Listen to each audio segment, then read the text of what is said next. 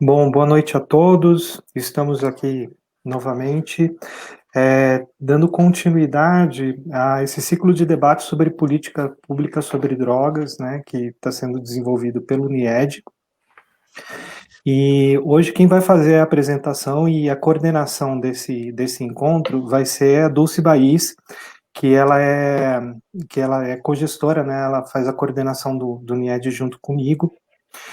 E antes de passar a palavra para ela e saudar a todos, só fazer uma rápida homenagem ao Paulo Michelon, que é um militante histórico, uma pessoa muito importante dentro do movimento da reforma psiquiátrica, participou de vários movimentos, vários grupos no Rio Grande do Sul e ele faleceu ontem. O Léo vai falar um pouquinho mais a respeito dele, mas Paulo Michelon presente. Vou passar aqui então para a Dulce, que vai fazer a apresentação do encontro hoje e vai falar um pouco das pessoas que vão estar fazendo a discussão. É com você, Dulce. Boa noite a todos, sejam todos bem-vindos a mais um encontro do ciclo de debates de política de drogas do Núcleo Interdisciplinar de Enfrentamento à Drogadição da Universidade Federal do Paraná. E nós temos a grande satisfação de estar recebendo aqui os nossos 3 palestrantes desta noite, sobre políticas, versando sobre políticas de drogas e proibicionismo. Nós apresentamos o professor Dr. Marcelo Dalla Vecchia, mestre, psicólogo, mestre e doutor em saúde coletiva, professor do Departamento de Psicologia da Universidade de São João del Rei e coordenador do Núcleo de Pesquisa e Intervenção nas Políticas sobre Drogas, no PID. Temos ainda a presença do cientista social Maurício Fiore. Ele é doutor em Ciências Sociais pela Unicamp, tendo recém-lançado o seu livro, que versa sobre substâncias, sujeitos e eventos, uma autoetnografia sobre o uso de drogas. E também temos a presença do cientista social Leonardo Pinheiro, vice-presidente do Conselho Nacional dos Direitos Humanos, presidente da Unisol Brasil, uma cooperativa de economia solidária, e presidente da Associação Brasileira de Saúde Mental, ABASM. Sejam, então, todos muito bem-vindos, e nós iniciamos com a exposição do professor Marcelo Dalla Vecchia. Terá 20 minutos para a sua exposição. Boa noite aí a todas e todos. Obrigado aí ao Marcelo, em especial ao Xará, pela oportunidade de estar aqui prestigiando esse evento aí do NIED. É uma alegria estar aqui junto com pessoas que a gente admira e pode compartilhar algumas ideias, né? Aí, Maurício, Léo, Marcelo. Então, muito obrigado pela oportunidade de estar aqui e ao convite. Espero que a gente possa, né, que eu possa ajudar aí nessa discussão que vocês estão propondo aqui na mesa sobre o proibicionismo e as políticas de drogas. Quando o Marcelo me fez o convite, né, eu fiquei um pouco sentindo o peso da responsabilidade e pensei no que eu poderia contribuir, compartilhando aqui a mesa com o Maurício, que eu já por conhecer, eu sei que ele vai tratar de políticas regulatórias e que talvez seja o tema mais quente, né, quando se trata de discutir sobre o lugar do proibicionismo na contemporaneidade. E eu resolvi, então, fazer um caminho que é para ajudar na discussão, fazer algo que muitas vezes é tático, né, em uma conjuntura de tantos ataques, né, de tantas dificuldades como essa que temos enfrentado nós, que queremos trabalhar com reformas nas políticas de drogas, por entendermos, né, as suas consequências, e dentre elas, o fato de serem baseadas e terem como fundamento o proibicionismo. E nesses momentos eu penso que também é útil recuperarmos, né? Então a gente retomar quais são as nossas bases, os nossos princípios, quais são os nossos fundamentos, e nada melhor para isso do que ler então um filósofo, né? Fui retomar então o que Antônio Escorrotado fala em um capítulo de um livro lançado já há algum tempo, em 97, mas de uma enorme atualidade, que é o Drogas e Hegemonia do Cinismo. E nesse livro há um capítulo do Antônio Escorrotado que é a proibição, princípios e consequências, e pensei que essa poderia ser uma boa via para trazer alguns elementos para contribuir com a discussão. Então, o que eu estou fazendo aqui, basicamente, é recuperar 5 argumentos que o Antônio Escorrotado, nesse livro, nesse capítulo, que é de uma participação dele em um evento aqui no Brasil, que ele discutiu, então, né, que ele propõe, então, argumentos e objeções aos argumentos proibicionistas, né, à razão proibicionista. Então, ele traz 5 argumentos e traz, melhor dizendo, ele traz 5 razões proibicionistas e traz 5 objeções a essas razões proibicionistas, para que, então, a gente possa aquecer, na verdade, esse debate aqui. Os 5 argumentos, eu vou falar sobre os 5 argumentos. O primeiro argumento que o Antônio Escorrotado vai trazer nesse texto, né, nesse texto dele, é de que há um argumento dos proibicionistas que ele denomina de argumento objetivo.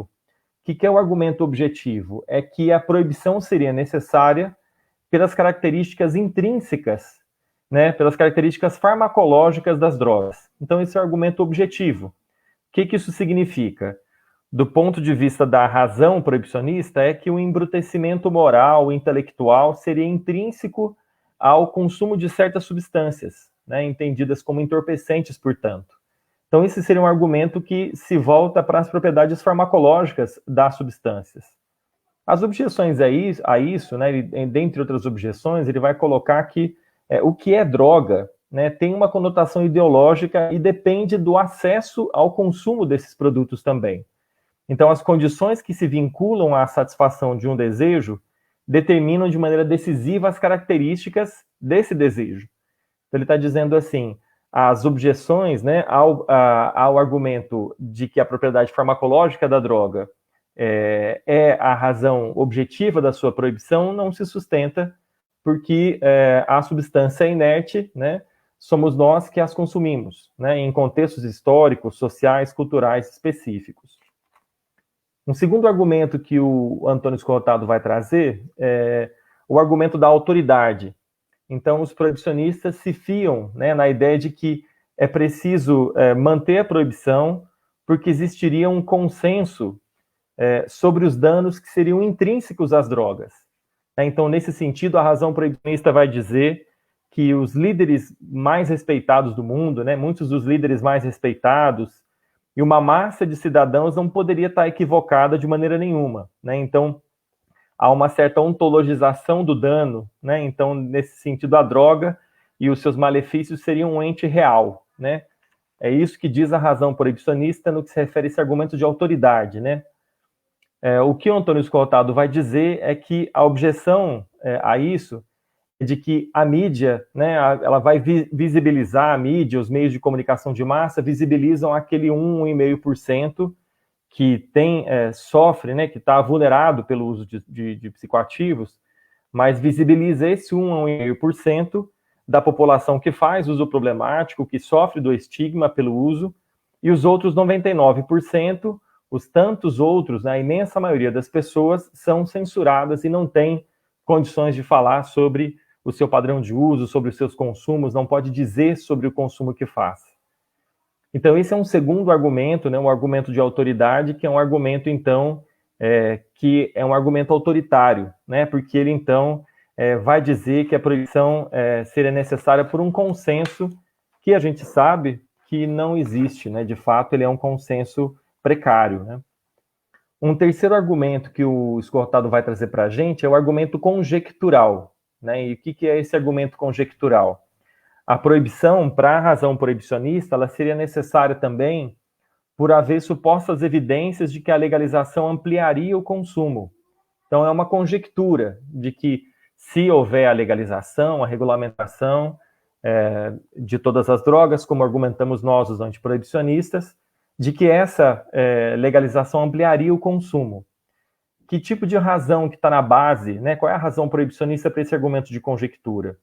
Que abrir mão do proibicionismo poderia levar o consumo a extremos inimagináveis, né? Então, é como se, a partir do momento, né, que você regulamenta, legaliza essas substâncias, o consumo poderia ser exponencial. As objeções, elas tomam como base aquilo que já, e isso era em 97, quando Esgotado escrevia, que a gente já podia ver do que acontecia na lei, que aconteceu com a lei seca nos Estados Unidos, com a legalização da maconha e do haxixe na Holanda. Não houve um aumento exponencial do consumo, né? Houve um aumento do consumo, mas não houve um aumento dos consumos problemáticos, né? Então, as objeções a esse argumento, que é o argumento conjectural, é de que, na verdade, com a legalização, desaparece o fascínio do paraíso proibido, né?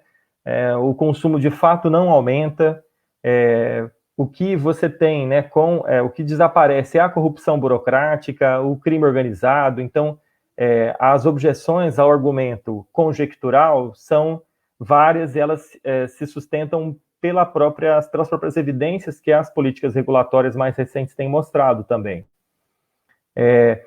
Também, né, as supostas evidências não se sustentam, né, de que a legalização ampliaria o consumo, porque com o fim, né, da proibição, o que haveria de fato é o fim de um sistema de heterocontrole, o fim de um sistema de tutela dos consumos que existem, e aí pode emergir autocontrole e também controles societários, que quando, né, o Estado se arroga, né, o poder de proibir, a inexistência, né, do proibicionismo poderia levar a outras formas de regulação societária com relação aos consumos. Então, esse terceiro argumento é o argumento conjectural, né? Então, a ideia de que a legalização ampliaria o consumo. E aí parto para os dois últimos argumentos, para ir fechando. O quarto argumento é o argumento hierárquico, né? O que ele vai chamar de argumento hierárquico? A proibição, nesse sentido, seria necessária porque alguém tem que proteger a sociedade. Alguns que têm razão têm que proteger a sociedade daqueles desarrazoados, daqueles que são menos sensatos do que outros, né? Então, a razão proibicionista vai dizer de que é preciso punir o que é indesejável, mas a definição do indesejável é atributo de quem tem poder, e isso é algo que seria natural, né? Essa é a questão da ordem social. E essa é uma razão proibicionista que é objetada se a gente pensar naquilo que, de fato, se produziu com a proibição, né? Quer dizer, a proibição levou a uma ampliação dos riscos à saúde, porque as drogas, as pesquisas, os levantamentos vão mostrando, né, que as drogas estão cada vez mais potentes, elas estão mais baratas, elas estão mais adulteradas, né? O lucro do crime organizado só cresce, os operadores da lei, os agentes de segurança permanecem, são cada vez mais desmoralizados, né, pela corrupção que a proibição produz. Então, o argumento hierárquico de que a proibição seria necessária porque alguém tem que proteger a sociedade também não se sustenta, inclusive porque não é isso que sustenta uma sociedade democrática. E o último argumento que ele vai chamar é o argumento do fato consumado, né? Ele vai dizer que a proibição, então, resulta de uma governança democrática internacional. Isso é um fato consumado, são favas contadas. Assim é que se coloca a questão das drogas internacionalmente, e por isso houve, né, a razão proibicionista vai dizer que houve compromissos internacionais que foram estabelecidos, que foram ratificados, cabe a nós atendê-los, né? Esse argumento do fato consumado, né, também, no tempo que nos toca viver, se coloca em questão, né? Porque, de fato, o que se tem discutido nas políticas de regulação é que é preciso promover acesso efetivo de psicofármacos, né, aos pesquisadores, aos terapeutas, para uso médico, para uso experimental, para uso para fins de pesquisa. Algum avanço tem se produzido nesse sentido no acesso ainda muito duro, muito difícil, muito áspero aos psicodélicos, né, para subsidiar pesquisas clínicas que cuidam de um conjunto grande de condições. Outra objeção também nesse sentido é de que, então, se a questão é a necessidade de respeitar os acordos internacionais que existem, é de que a direção da ação penal se efetive na direção do grande tráfico e da corrupção política e institucional que o proibicionismo gerou, mas não é isso que acontece, né? Os grandes alvos da ação legal decorrente da proibição é a maior parte da população das periferias urbanas, em especial, é a juventude das periferias, é a população negra, são elas e eles os maiores alvos da ação penal, policial, das apreensões que decorrem do proibicionismo, e ao mesmo tempo seria então necessário como objeção a esse argumento, então, de que se ofereça ao grande público dados farmacológicos concretos, e não, ele vai usar uma expressão muito interessante, né, nesse texto, que seriam, e não farmacomitologias contraproducentes, né? Então, que não se divulgue às pessoas mitologias em torno das propriedades dos fármacos que não contribuam, né, para qualificar a discussão da regulação dos psicoativos. E num momento do texto, né, ele traz uma passagem dele que eu acho que é muito interessante da gente ver a atualidade, né? É um texto de 97, portanto, são aí mais de 20 anos, quase 25 anos, certamente 25 anos que o texto foi escrito. Ele vai dizer assim que a alternativa é ir preparando o caminho para modos secularizados de tratar o assunto.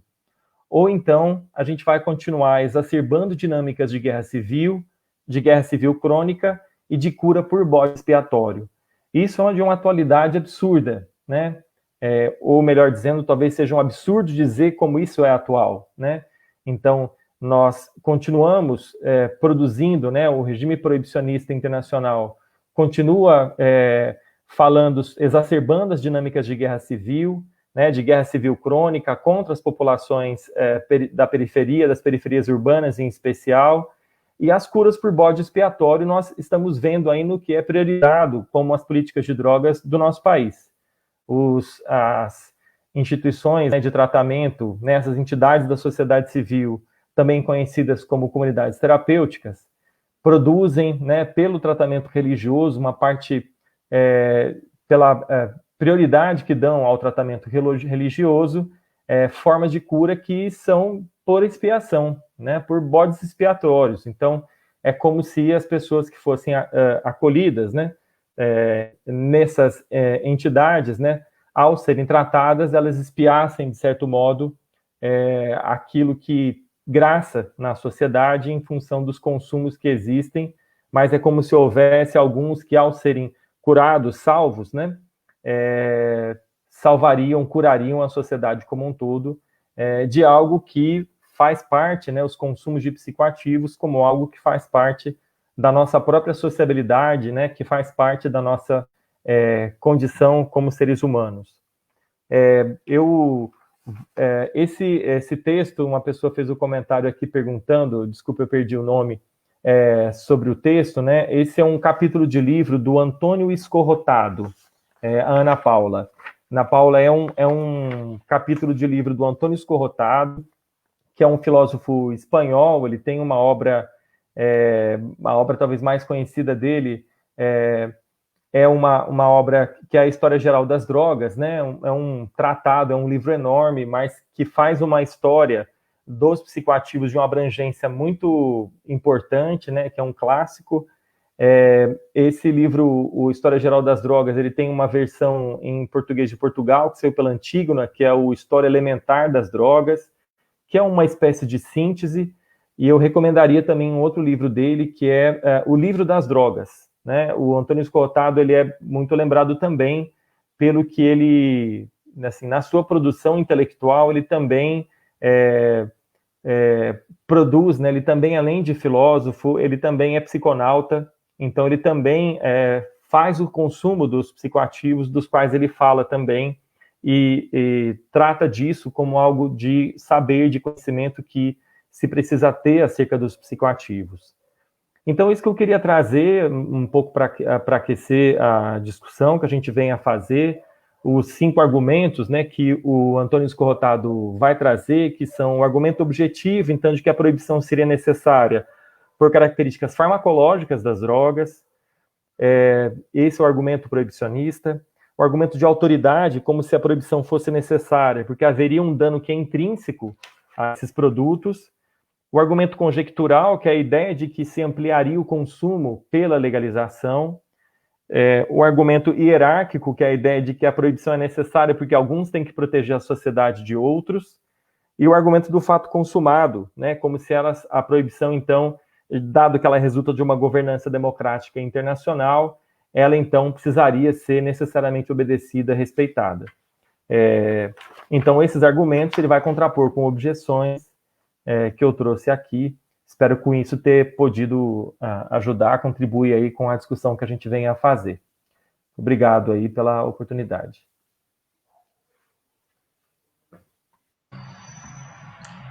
Muito obrigada, doutor Marcelo, pelas suas considerações.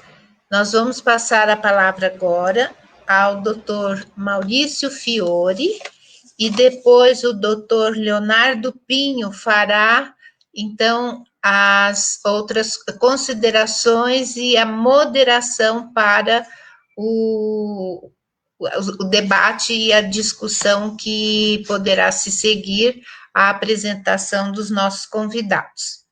Então, com a palavra agora, o doutor Maurício Fiore. Olá a todos, todas, obrigado, Dulce.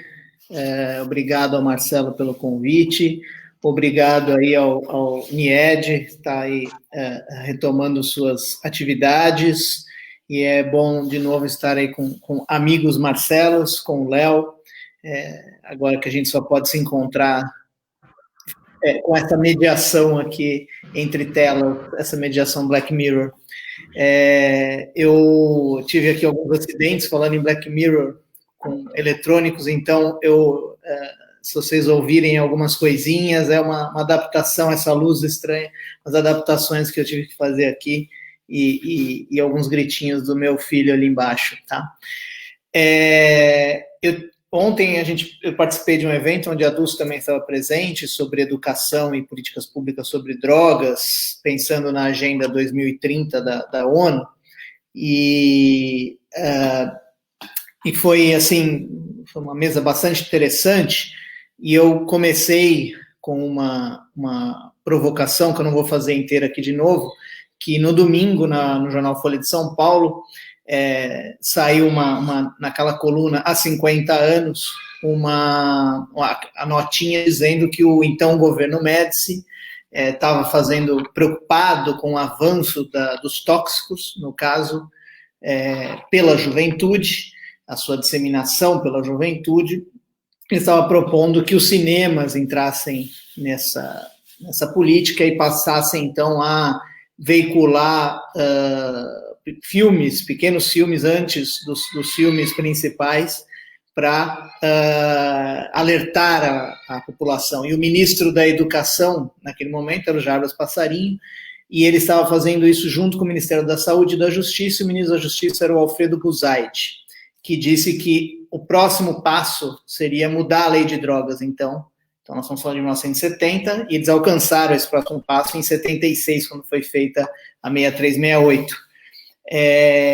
E a provocação que eu fiz ontem não foi dessa forma que eu estou fazendo agora. Eu li a notícia como se ela fosse atual, porque afinal ela saiu na Folha de domingo, para mostrar como, de fato, os princípios do paradigma proibicionista e daquilo que ele promete e da forma como ele tenta fazer permanecem os mesmos. A notícia podia ser atual, especialmente nesse governo onde coronéis e generais ocupam basicamente todos os cargos, inclusive na Agência Nacional de Vigilância Sanitária, inclusive no Ministério da Saúde, etc, etc.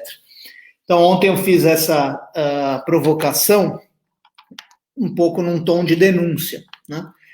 Mas acho que hoje o espírito aqui com vocês, e ouvindo o Marcelo, aqui eu tinha feito algumas anotações, mas eu já, ouvindo o Marcelo, eu acho que a gente pode discutir um pouco mais um pouco as essências do proibicionismo, seus pressupostos e um pouco as decorrências atuais dele, de como ele se mantém instituído há pouco mais de um século, né? E o Marcelo falou, teve a sua fala aí organizada em torno do Antônio Escorrotado, né? Que assim, quem sou eu para fazer alguma crítica mais direta à obra, né, do Escorrotado, que foi o primeiro historiador, na verdade o primeiro historiador que eu li sobre droga foi o Henrique Carneiro, nosso aqui brasileiro, mas na sequência, ainda muito jovem, li o História das Drogas, do Escorrotado, e foi uma das minhas inspirações para entrar nesse campo, né? Só que eu acho que assim, o Escorrotado, e aí vai vir um pouco, não da crítica, mas de uma versão um pouco divergente sobre o proibicionismo, eu acho que talvez seja um pouco uma perspectiva sociológica, antropológica, de buscar compreender uma ideia, uma teoria, a partir dos seus próprios termos, né? Eu tenho eu escrevi um texto já há bastante tempo, em 2012, falando sobre o paradigma proibicionista, e eu acho que do ponto de vista da apresentação pública, da sua lógica interna, de como ele se constituiu na sociedade, ele tem dois grandes pressupostos. O primeiro pressuposto, que é o principal pressuposto, e tem a ver com o primeiro ataque do Escorrotado ao proibicionismo, é o de que um conjunto de substâncias específicas é tão danoso ao indivíduo e à sociedade que o cerca, que o Estado tem o mandato jurídico de interferir e vetar e proibir esta prática. Esse é o pressuposto principal do proibicionismo. O segundo é uma derivação dele, a ideia de que, bom, ao Estado não basta vetar uma prática, dizer que ela é interditada, que o indivíduo não tem o direito de usar uma droga, mas ele cabe ao Estado também perseguir quem produz, quem distribui e também quem usa essas drogas. E aí esse segundo pressuposto seria a base do que nós vivemos na segunda metade do século XX, que é a guerra às drogas. Pensando, e aí fiquei pensando aqui na fala do Marcelo em cima do Escorrotado, eu acho que há algumas diferenças nessa perspectiva, porque acho que a principal, a que eu queria mais chamar a atenção aqui, é essa ideia das substâncias inertes. Eu acho que de diversos pontos de vista, as drogas não são substâncias inertes. Na verdade, não só as drogas. Eu acho que não dá para dizer... essa é uma perspectiva antropocêntrica muito forte, que tem muito a ver com a tradição de pensamento do Escorrotado. O Escorrotado é um filósofo bastante, vamos dizer, associado a uma linha libertária de pensamento e individualista até. É bom lembrar uma coisa, o Escorrotado ele é um anticomunista ferrenho, assim. Não necessariamente porque ele seja contra a igualdade, mas porque ele tem grande aversão a teorias coletivistas da história. A ideia de que há uma produção coletiva de bem-estar e que nós influenciamos uns aos outros. E eu acho que ele empurra um pouco isso também para substâncias. Esse livro que a Dulce diz que eu estou lançando, que é minha tese de doutorado, não é só para fazer um jabá aqui, não, eu busco enfrentar um pouco, assim, discutir um pouco uma característica das humanidades quando falam de drogas, que é justamente subestimar os agenciamentos, sim, das substâncias. Desde os agenciamentos farmacológicos, dos seus efeitos bioquímicos mais gerais, até agenciamentos de nível material, por exemplo, uma substância que é uma droga que é fumada, uma droga que é injetada, uma droga que é cheirada, uma droga que é bebida. Tudo isso vai também moldar este fenômeno que é o consumo de substâncias psicoativas por seres humanos. São a agência humana, com todos os seus padrões sócio-histórico-culturais, e essas substâncias, que, aliás, também são sócio-histórico-culturais. Se nós temos disponível álcool, maconha, LSD, é por contingências sócio-histórico-culturais. E vão produzir esses eventos que têm parte deles um pouco de contingenciais, parte deles de estruturais, no sentido que eles se repetem. Isso não serve só para as drogas, e é daí que eu queria chegar na minha versão crítica ao escorrotado, né? Se nós pegarmos os objetos, que parecem todos inanimados, as armas, os automóveis, né? Aliás, no Brasil, arma e automóvel, inclusive, em muitos momentos, são quase sinônimos, né? Nós tivemos ontem em São Paulo um caso horroroso de mais uma morte de uma jovem numa bicicleta, num atropelamento de carro. E já há discussões, diversos pesquisadores, que também veem nos carros agenciamentos. Por que agenciamentos? Porque na junção entre seres humanos e carros, o resultado não é a soma, mas é a produção de algo novo, né? Os carros agenciam a vida urbana de uma maneira que não é simplesmente... É evidente que, do ponto de vista penal, jurídico, você pode incriminar, e tomara que seja feito com esta pessoa, responda por isso como indivíduo, o carro não será processado, mas do ponto de vista de uma análise social, uma análise, enfim, antropológica, dá para a gente dizer, com a quantidade de acidentes, com a forma como os carros moldam a vida urbana, como as coisas passam a ser produzidas em torno do carro, as vidas passam a serem agenciadas pelo carro, que eles têm sim um nível de agenciamento, eles não são inertes. Isso significa que, e essa é a minha visão crítica, para a gente até ter uma discussão aqui, que cabe sim a nossa ação coletiva enquanto Estado, de alguma maneira, interferir na produção, na circulação e no consumo de carros. E, claro, guardada todas as diferenças, isso serve quase que integralmente para as drogas, até pelos riscos que elas representam, diferentes do carro, mas também muito grandes. E é daí que eu acho que eu tenho uma perspectiva mais coletivista, então, do que o escorrotado. Quando eu, mesmo sendo antiproibicionista, e critico esse pressuposto inicial do proibicionismo, que é a ideia de que o Estado pode interferir na decisão de cidadãos adultos a disporem do seu corpo para colocar uma substância para dentro, aí sim tem um princípio de liberdade geral, que é o de se desejar produzir o autodano, que é um princípio de organização que é um valor social bastante importante. E aí eu acho que eu concordo inteiramente, eu perdi rapidamente uma parte do Marcelo, não sei se ele disse isso, mas tem uma frase muito bonita do escorrotado, que diz que a soberania do Estado vai até a nossa pele, né? Da nossa pele para dentro, nós somos completamente soberanos e qualquer ação contra isso é uma ação autoritária, uma ação até de desejos totalitários. E nisso eu concordo com ele, esse valor é muito importante. E quando o proibicionismo se instituiu, ele foi contra um avanço que você tinha nas democracias liberais que avançavam no início do século XX, com muitos percalços entre fascismos e outros totalitarismos, mas de libertar a esfera privada do indivíduo, com religião, sexo, e condicionar a vida coletiva. Essa que era uma ação, em princípio, de liberdade individual, essa foi tolhida.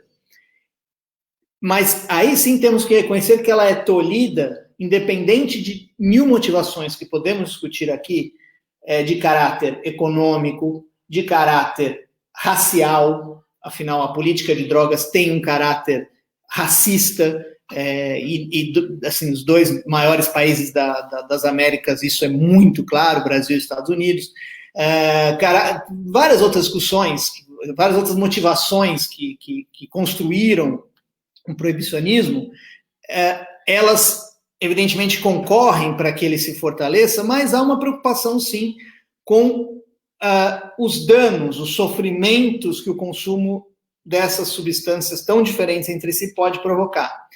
Por isso que eu me considero antiproibicionista, porque este é o caminho radical que o Estado pode oferecer para se colocar diante de um fenômeno extremamente complexo e diverso.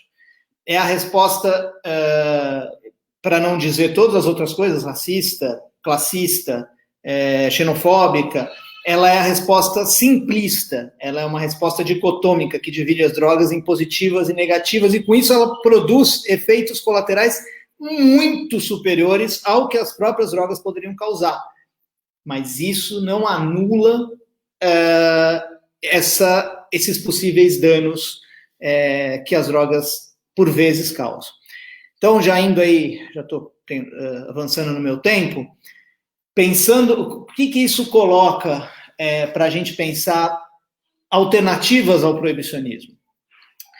Está cada vez mais claro para mim que a gente tem que politizar a discussão sobre política de drogas, né? Parece meio óbvio, meio tautológico, mas há uma tentativa clara de alguns setores, especialmente esses setores que hoje dominam a política de drogas nacional, infelizmente, que são setores que ficam o tempo todo se dizendo baseados em evidências científicas, e além de normalmente não estarem, no fundo, eles buscam uma interdição do debate, como se eles fossem portadores de uma neutralidade científica que não existe, mas, no fundo, eles querem interditar qualquer debate possível. Nós temos que politizar no sentido de que evidências científicas não produzirão políticas de drogas por si só. Não é um paper, ou 10 papers, ou 50 papers, né, que produzirão políticas públicas. Isso não acontece em nenhuma área, né? Virou um pouco um lugar comum, um certo chavão de política baseada em evidência. Não que isso não seja importante, é importantíssimo, porque num período de obscurantismo, você tem que reforçar a evidência enquanto a base da sua argumentação. É por isso que é muito relevante você ter clareza do tipo de padrão de uso das drogas, ou seja, você não pode interditar pesquisas que falam sobre isso, você tem que saber danos reais que essas drogas causam, você tem que ter um corpo de evidências, e ele é um corpo crescente de evidências, para orientar as políticas, mas as decisões serão políticas e baseadas em valores, e esses valores vão estar em choque. A liberdade, que é o valor que eu disse que é o maior ataque do primeiro pressuposto proibicionista, ele ataca uma liberdade individual, uma soberania do próprio corpo, como diz o Escorrotado, ao mesmo tempo em que eu reconheço isso, eu reconheço também que a saúde pública é um outro valor. Então, a liberdade, essa liberdade do consumo, ela não vai estar solta numa espécie de hiper individualismo liberal, onde as pessoas são um pouco ilhas ali, né? Não são. Esse consumo vai sempre ser regulado, tanto por controles informais, que serão culturais mesmo, que o Estado não tem o poder total de definir esses controles. Então, uma droga, por exemplo, o álcool, que é uma droga naturalizada, bem vista, esses controles são muito frouxos, com outros esses controles são mais rígidos, e os controles formais, né, que são aqueles realmente do Estado, aqueles em que o Estado vai atuar. E aí ele vai num choque entre valores, sim, de pesos, né, numa palavra que eu já disse ontem também no evento, meio batida de mundo corporativo, mas o famoso trade-off, né, que é você pesar, não vai ter a política ideal, você vai ter sempre uma diminuição de algumas liberdades, mas você não pode jogar o princípio da liberdade fora nunca, em promoção à saúde pública. E o contrário também, né? É evidente que isso, por exemplo, só para dar um exemplo prático, a regulação do álcool e da maconha vão seguir padrões muito diferentes da regulação da cocaína ou dos opiáceos, né, pelo tipo de consequência que essas drogas podem causar. E isso vai servir para cada droga. E é daí que a gente pode ter, acho que, e aí eu vou caminhando para o fim, é daí que a gente pode desenhar avaliações mais amplas de política de drogas que os proibicionistas, normalmente, escondem. O que eu estou querendo dizer? Então, se o Uruguai, o Canadá, agora mais estados americanos legalizam o consumo de maconha, isso é avaliado, aí vão ter dados positivos, dados negativos, sempre há alguns exageros de ambos os lados, mais os proibicionistas, porque normalmente o proibicionismo ele se alia a esse tipo de uso distorcido das evidências, mas há exageros de ambos os lados. Mas a questão é que, bom, tudo bem, algumas consequências negativas acontecem, mas e a avaliação da atual política proibicionista? Quando nós ampliamos para além da prevalência, por exemplo, nesse caso houve um aumento da prevalência de consumo. Primeiro, esse aumento da prevalência, é possível dizer que ele é só por conta da mudança da regulação? Né? Você tem que primeiro fazer perguntas de tipo científico mesmo.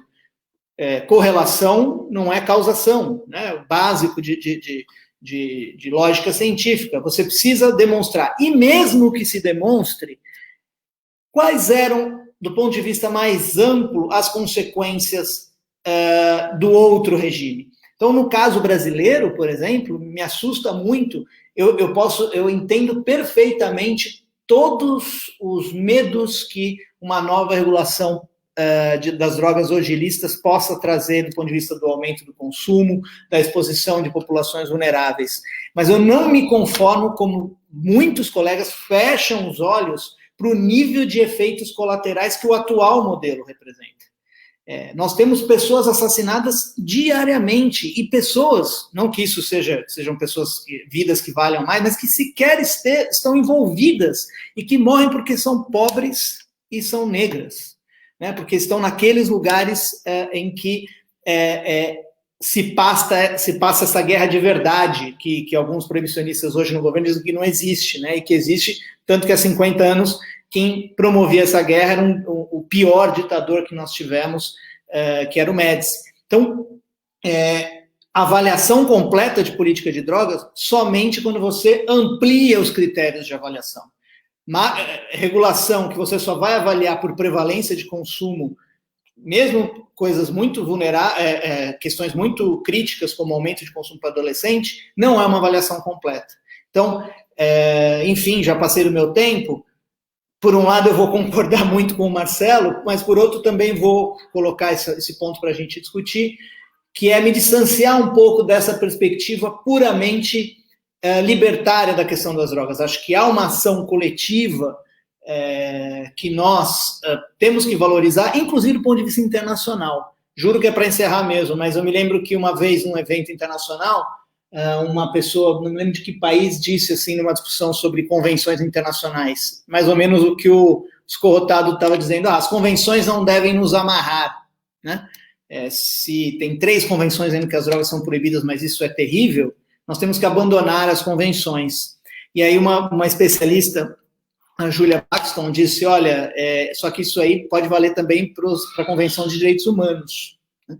Então, as coisas são complexas às vezes. A gente, por vezes, é melhor fazer como o Uruguai fez, que é desrespeitar, propor uma discussão e terminou não sendo punido, né? Porque não havia autoridade moral do CND da ONU para punir o Uruguai, né? Porque a verdade é que o proibicionismo está aí na Berlim. Desculpa, passei 2 minutos do meu tempo, depois vamos para a discussão. Desculpe, Dulce, desculpe, Marcelo. Obrigada pelas suas considerações, doutor Maurício. Não se preocupe com a questão tempo, porque nós estamos aqui justamente para lhe ouvir, e a forma como você faz as suas colocações realmente assim nos leva a muitas reflexões estas agora que serão moderadas pelo doutor Leonardo Pinho, cientista social, que estará também fazendo algumas considerações, e a moderação para o debate que deve se seguir agora. Eu só gostaria, doutor Maurício, no final da sua fala foi solicitado a citação do nome do livro. Agora, a pessoa, deixa eu ver aqui, é da Irane Silva Peixoto. Se for o livro do Dr. Maurício, Substâncias, Sujeitos e Eventos. Eu vou colocar o link aqui. Eu vou ver se eu consigo colocar o link aqui nos comentários. Vamos ver se eu consigo. Tá, repetindo, Substâncias, Sujeitos e Eventos. Uma autoetnografia sobre o uso de drogas. E os outros livros citados foi do filósofo Antônio Escorrotado Spinoza. Tá? Obrigada, doutor Leonardo, agora com a palavra. Obrigado, doutora Dulce. Boa noite a todos e todas. Hoje eu tenho aqui um papel interessante, que é comentar, né, um pouco, tanto questões colocadas pelo público, mas principalmente as falas do doutor Marcelo, do doutor Maurício, e como a gente pôde ver, são falas muito interessantes e instigantes, né? Eu queria iniciar também que a importância, né, da leitura do Antônio Escorrotado, também que eu tive, ele marca a vida de todas as pessoas que trabalham, né, ou dialogam, ou produzem conhecimento na área de políticas públicas de álcool e drogas, sobre as regulações, o debate sobre o proibicionismo, estratégias de redução de danos, enfim. Então, é um filósofo importante e, obviamente, por exemplo, né, o livro As Drogas, da origem à proibição, todo o debate, né, sobre colocado por ele, né, sobre essas 5 características, por exemplo, que o Dr. Marcelo coloca aqui. Mas eu queria pegar um elemento que o Dr. Maurício colocou também, que eu acho importante. Quando a gente faz o debate sobre políticas de drogas, né, obviamente o Escorrotado faz essa ênfase nas questões das liberdades individuais, da supressão das liberdades individuais pela lógica proibicionista, mas os agenciamentos coletivos que ela opera, tanto nas esferas, né, bioquímica, social, política, mas também econômica, são fundamentais quando a gente faz um desenho, uma avaliação sobre as políticas de drogas, né? E tanto as políticas de drogas, quando a gente fala, aquelas que caminham por uma lógica não proibicionista, ela também cria novos agenciamentos, novos desafios, precisam ser avaliadas por esse prisma, mas também, obviamente, sobre o proibicionismo, porque vai além, obviamente, do debate das liberdades individuais de eu usar ou não usar, né? Mas também as implicações. E isso coloca a gente no Brasil, sobre esse debate, sobre, por exemplo, a liberdade de imprensa, ou outras liberdades, né? Liberdade de opinião e expressão, né? Quando a gente teve aquele caso do pessoal ameaçando ministros do Supremo Tribunal Federal, né, os que estavam ameaçando avocaram o direito universal e total da liberdade de expressão e opinião, né? Então, esses limites também da liberdade individual são importantes, porque ela tem implicações e agenciamentos, né? As nossas decisões, as formas de se comunicar, enfim, tem limites. O debate sobre a vacina, por exemplo, hoje no Brasil, também volta esse assunto. O debate da pandemia apareceu esse assunto, né? Até onde vai as liberdades individuais? E aí aquele debate, por exemplo, que está na Constituição brasileira, se alguém, por exemplo, viola uma orientação sanitária, né? Ela tem que ter limite à sua liberdade individual. Então, acho importante, eu acho que muito interessante esse debate colocado pelo Maurício, né, nesse diálogo com o Antônio Escorrotado, né, essas 5 características que o Marcelo colocou e essa reflexão sobre os agenciamentos coletivos e, principalmente, sobre o limite, né, das liberdades individuais. Colocado isso, eu queria fazer um outro comentário, que é, assim, o debate sobre o proibicionismo, sobre uma nova política de drogas, ele foi acumulando, é um caminho tortuoso, né? Mas a gente viu, né, nos anos 2000, aquela avaliação de ex-presidentes que implementaram uma agenda de guerra às drogas no nosso continente, que foi o Fernando Henrique Cardoso, o Zedillo no México, o César Gaviria na Colômbia, o Jimmy Carter, o Bill Clinton, enfim, os Estados Unidos, né, grande promotor dessa política de drogas, baseado no proibicionismo, e essa avaliação, né, a partir dos resultados, das implicações e principalmente das consequências sociais causadas pela lógica do proibicionismo, vamos dizer, deu aquele sentimento de que haveria uma mudança, um novo ciclo, né, se abriria no debate da política de drogas na nossa região, mas também no mundo, né, principalmente com essa participação de agentes do governo norte-americano que implementaram isso. E, enfim, né, no entanto, a gente verdade, o retorno numa agenda, e no Brasil isso muito claro, do proibicionismo, né? Ela é hoje a grande política pública implementada no país. E quando o Marcelo falava das 5 características e o Maurício falava dessa avaliação, né, como avaliar, né?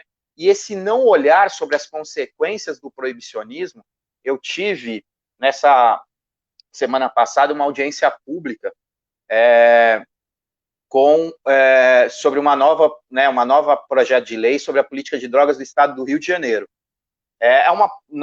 O projeto de lei ela é baseada na lógica proibicionista, na lógica do retorno do isolamento, da internação como prioridade absoluta, enfim. Mas lá estava o doutor Quirino, né? E ele reforça, se contrapondo ao que aconteceu nos Estados Unidos, porque houve uma provocação em vários estados, né? Falando que os estados onde teve afrouxamento na regulamentação, houve aumento do consumo, e isso é que vai acontecer no Brasil, né, esse pânico moral, etc. Mas é muito interessante que ele não faz avaliação das consequências práticas, né, e isso é uma regra dos setores proibicionistas. E no Brasil, isso são dados concretos. O proibicionismo cria hiperencarceramento no Brasil, inclusive com recorte de gênero, né?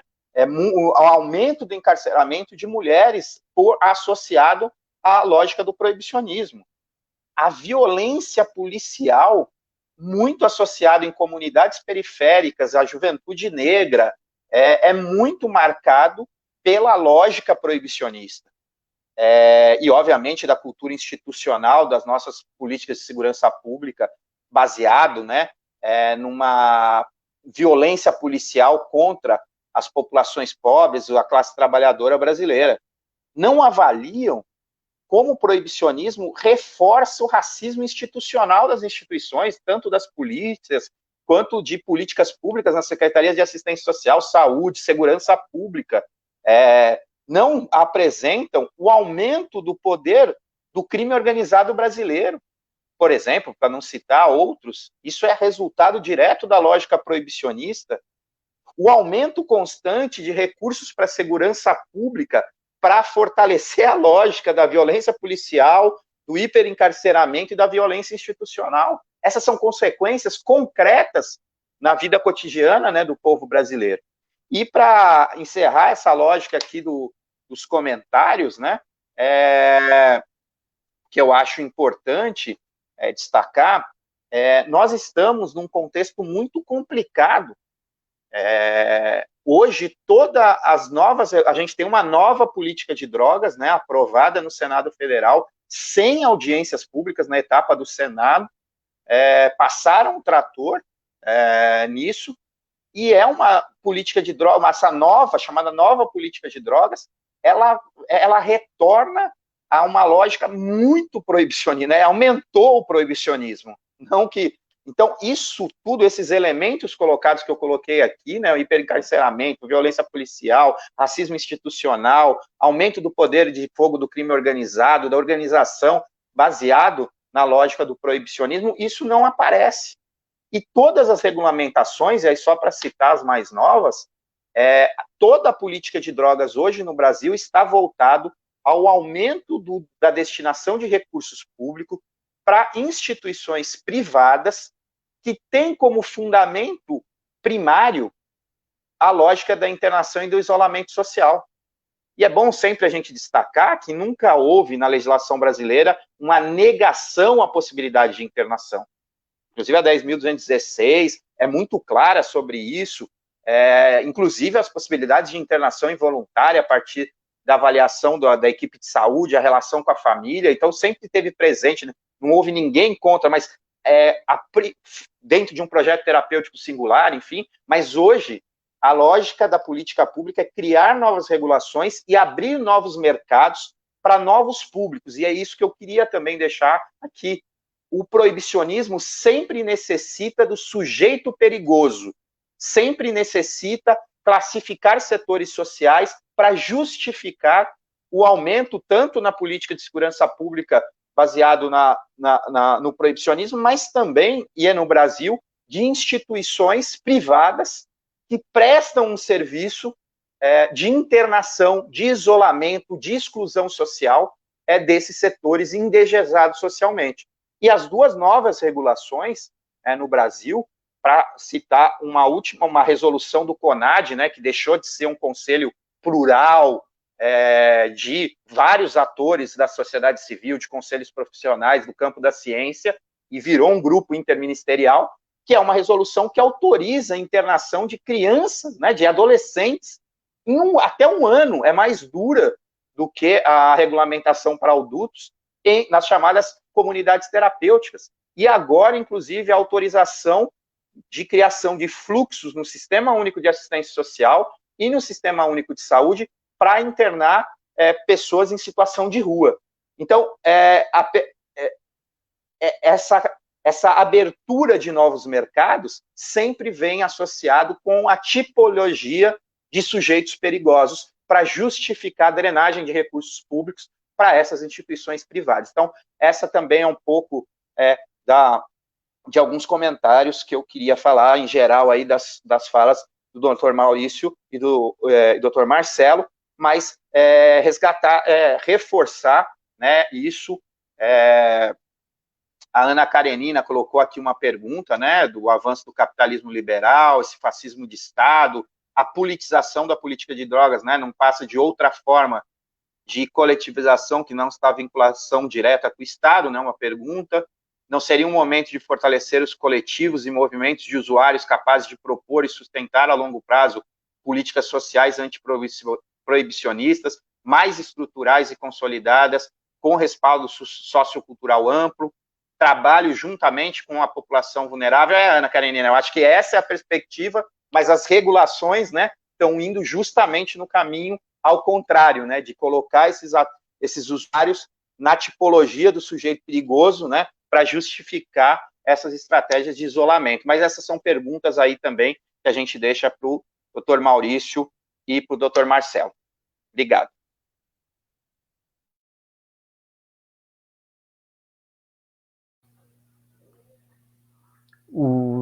A Maurício está aí, Achei que o Maurício tinha caído. Você está aí, Maurício?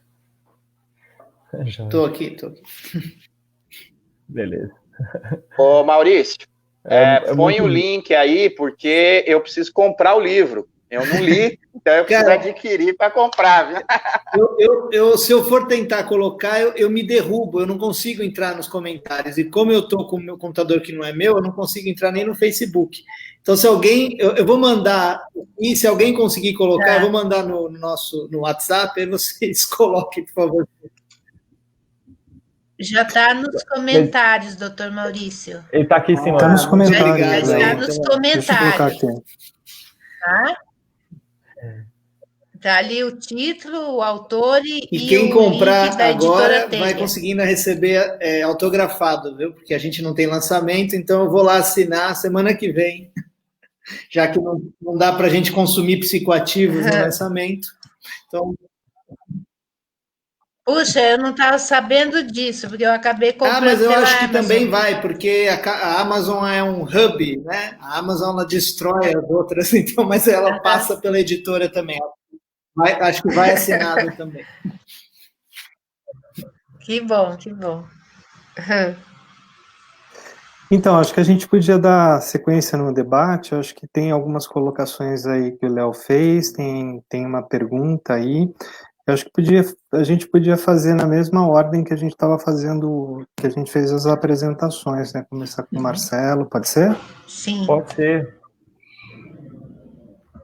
Eu gostei muito de ouvir as considerações do Léo também, né? Léo também, acho que pela posição também que hoje, né, o Conselho Nacional de Direitos Humanos tem sido muitíssimo provocado em função do que tem acontecido na nossa conjuntura política, essa conjuntura de retrocessos amplos dos cuidados em saúde mental, né, e mais amplamente, né, nessa disputa do fundo público que tem acontecido em função desse processo de privatização, né, enfim, de convocação para a iniciativa privada dessas comunidades terapêuticas. Acho que essa disputa, então, é muito legal que o Léo esteja aqui e gostei muito das suas considerações.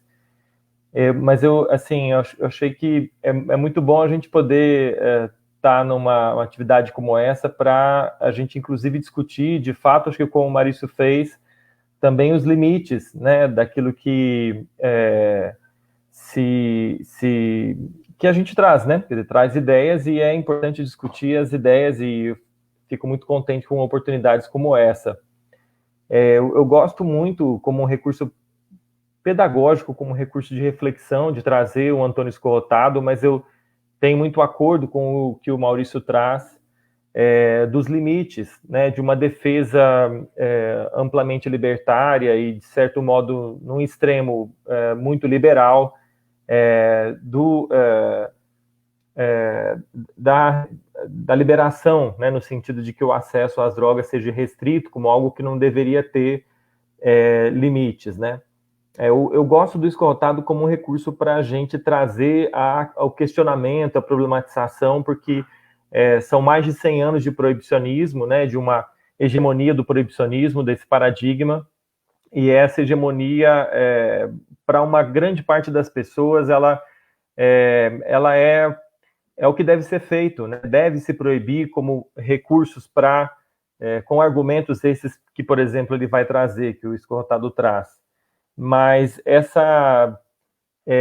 e aí eu acho que é um recurso interessante para mostrar que há outras possibilidades que não a proibição irrestrita, né? Então tem muito de um papel pedagógico e que nos lembra da ética como o campo do debate dos valores, né? Do debate das moralidades, porque não há, então, uma moralidade única, né? Que cinde, então, as drogas em drogas do bem, drogas do mal, e o papel que o proibicionismo gerou nisso é muito marcante, e eu penso que tem um efeito, né, assim, pedagógico, o fato do Escorrotado trazer uma outra possibilidade que não o proibicionismo irrestrito, né?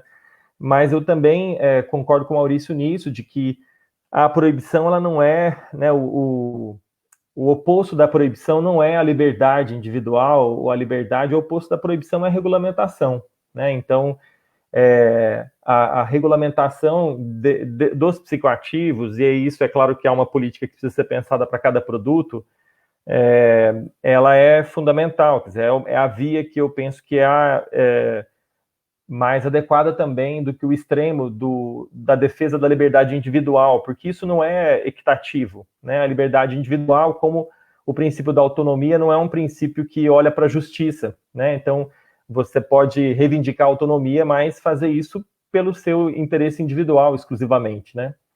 E aí uma outra questão também que eu acho que é interessante nisso é de que as drogas, elas como produtos, né? Então, num regime de produção capitalista, elas são mercadorias, né? Então, enquanto mercadorias, elas são parte de um fluxo, né? De uma economia em que elas são produzidas, distribuídas, consumidas. Então, elas não surgem, né, na mão das pessoas que as consomem, como fora de um processo econômico complexo. E enquanto mercadorias no capitalismo, elas também ganham vida, né? Então elas são fetichizadas também como produtos de consumo. Claro que há propriedades específicas desses produtos, mas elas também se tornam fetiches do consumo e nesse sentido ganham vida, né? Então eu acho interessante, Maurício, trazer a discussão dos agenciamentos sociotécnicos, né, que esses produtos ganham, porque eu acho que essa ideia capta justamente a atualidade da vida que essas mercadorias ganham no modo de produção capitalista. Então, elas têm uma vida, né? Os produtos, eles têm uma vida própria. Eu acho que isso capta como nada, né, a ideia de que esses produtos têm vida, né? Eles então agem, eles agenciam realidades, e isso penso que tem expressão, né, do tempo que a gente vive, do tempo histórico que a gente vive. O que o Léo traz, né, e essa afirmação, né, Léo, que é muito importante, né, de que o proibicionismo, então, ele precisa do sujeito perigoso, né?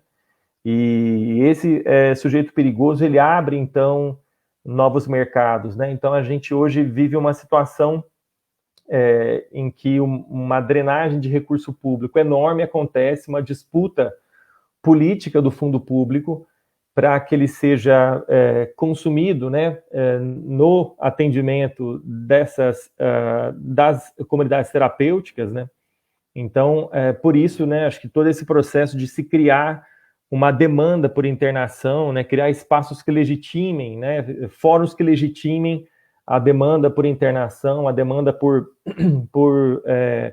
existir um espaço, né, no qual essas pessoas são isoladas, são afastadas, né, como se com isso fosse possível que o problema das drogas, né, se resolvesse. Então, acho que a aposta que a gente faz aqui é por políticas regulatórias, né? O Brasil tem uma história interessante, né, na regulamentação do tabaco, né? Nós somos um país que conseguiu reduzir, né, o consumo do tabaco, considerando aí as evidências, né? Falamos de evidências também, mas as evidências dos danos, né, produzidos com o consumo do tabaco.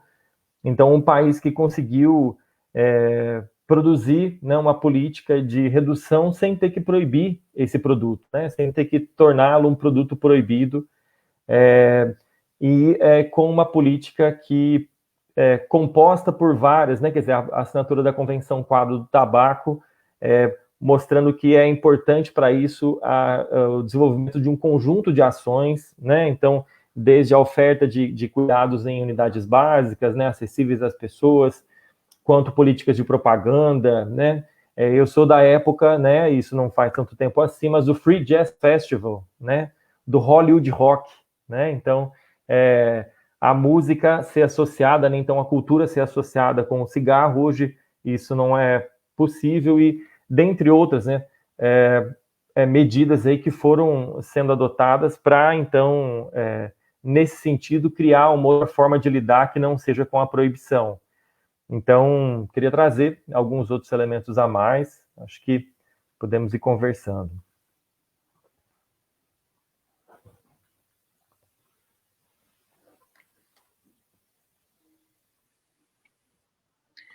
Bom, muito isso, acho que, Marcelo, agora nessa segunda fala, caminhamos para um certo consenso aí. O começo era a divergência em torno do escorrotado, era para dar o sal do debate um pouco, mas até porque eu conheço o Marcelo, sei um pouco que ele pensa sobre proibicionismo, né? Então acho que a gente afinou a ideia de que é isso, essa frase dele foi ótima, né? O contrário da proibição não é vou dizer, um libertarianismo, a ideia de que somos agentes completamente autônomos, né? Uma ilusão, a famosa ilusão do Robinson Crusoe, né?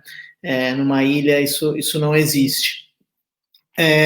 Eu queria aproveitar um pouco, eu vi uma das perguntas aqui da Vanessa, e acho que vai um pouco pegando uma esteira um pouco do que o Marcelo falou com relação à regulação, né, porque tratou do tabaco. E a Vanessa fez uma pergunta no sentido de que muitos defensores do proibicionismo dizem que a regulação, a regulamentação de drogas hoje ilícitas não terminaria com o tráfico enquanto efeito colateral, porque esses mercados continuariam operando para suprir parte da demanda, né?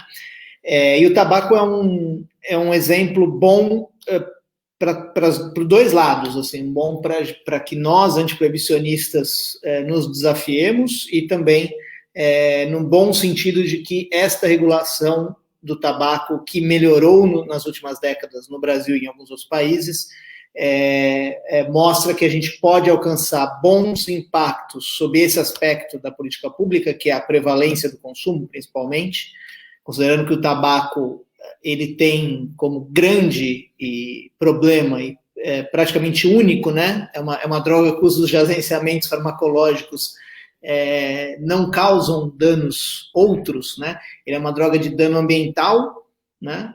E, em maior medida, um dano fisiológico seríssimo, gravíssimo, né? Aí sim, uma epidemia mundial que matou na casa de centenas de milhões, né? E a gente conseguiu fazendo o quê? Basicamente melhorando condições ambientais, aumentando preço via taxação, campanhas de informação, controle de ponto de venda, e também é bom não esquecer, houve não só pela educação, mas depois de um ápice cultural de valorização do tabaco, e o Marcelo lembrou que nós aí, pouco mais velhos, todos fomos em shows de jazz, de rock, que eram patrocinados por empresas de tabaco, e isso só acabou há pouco tempo. Você tinha um ápice cultural do hábito de fumar que decaiu, né? Hoje você tem menos esse ápice. Então, isso também, não necessariamente todas as medidas que a gente possa ter de prevalência tem a ver com o Estado. Muitas vezes você tem ondas culturais, né? A heroína já subiu, já caiu, já voltou, isso também responde a outras variáveis, mas foi importante o papel do Estado e os resultados foram ótimos. Por outro lado, no Brasil, por exemplo, há uma estimativa, tá? Eu realmente não confio totalmente nessa estimativa de que mais da metade do mercado de tabaco no Brasil hoje é suprido pelo contrabando, pelo tabaco que vem principalmente do Paraguai. Eu não confio totalmente, não estou dizendo que eu também desconfio de má fé, só digo que é uma estimativa baseada numa sondagem feita pelo Ibope a partir dos próprios consumidores que dizem que consomem. O que é um dado bem relevante, mas eu não sei se você pode daí derivar exatamente para estimar mercado, né?